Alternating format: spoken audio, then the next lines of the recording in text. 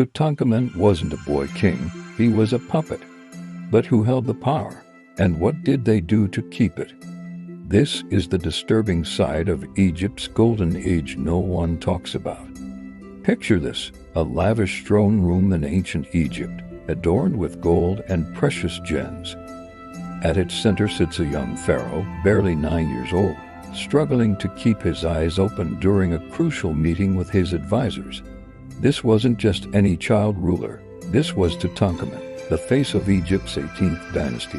But behind the glittering facade of boy kings and golden treasures lurked a sinister reality.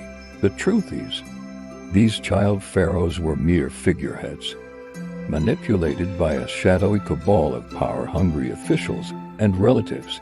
They pulled the strings, orchestrating every move in a deadly Game of Thrones that would make Game of Thrones look like a children's playground. So, who were these puppet masters? Enter A and Horemheb, two ambitious men who rose from humble beginnings to become the true rulers of Egypt. Aya, the vizier, and Horemheb, the military commander, saw opportunity in young Tutankhamun's inexperience. They whispered in his ear, shaped his decisions, and slowly consolidated their grip on the empire. But power is a fickle mistress, and these men weren't content to share. As Tutankhamun grew older and potentially more independent, whispers of poison and treachery began to circulate. Was the boy king's untimely death at 19 really an accident, or was it a carefully orchestrated plot to maintain control? The silent killers of ancient Egypt weren't just assassins with daggers in the night. They were master manipulators, experts in court intrigue and political maneuvering. They used fear, bribery, and blackmail to silence opposition and eliminate threats to their power.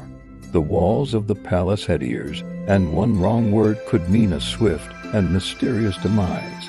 This dark underbelly of Egypt's golden age wasn't limited to Tutankhamun's reign. Throughout history, child pharaohs were often pawns in a larger game.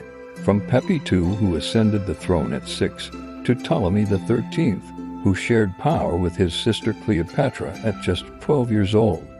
These young rulers were surrounded by vultures waiting to feast on their inexperience. The legacy of these puppet masters extends far beyond the tombs and temples of ancient Egypt. Their tactics of manipulation and control have echoed through the ages, influencing politics and power structures to this day. So the next time you marvel at the golden mask of Tutankhamun, remember the hidden hands that truly shape his reign, and the lengths they went to keep their grip on the throne of Egypt.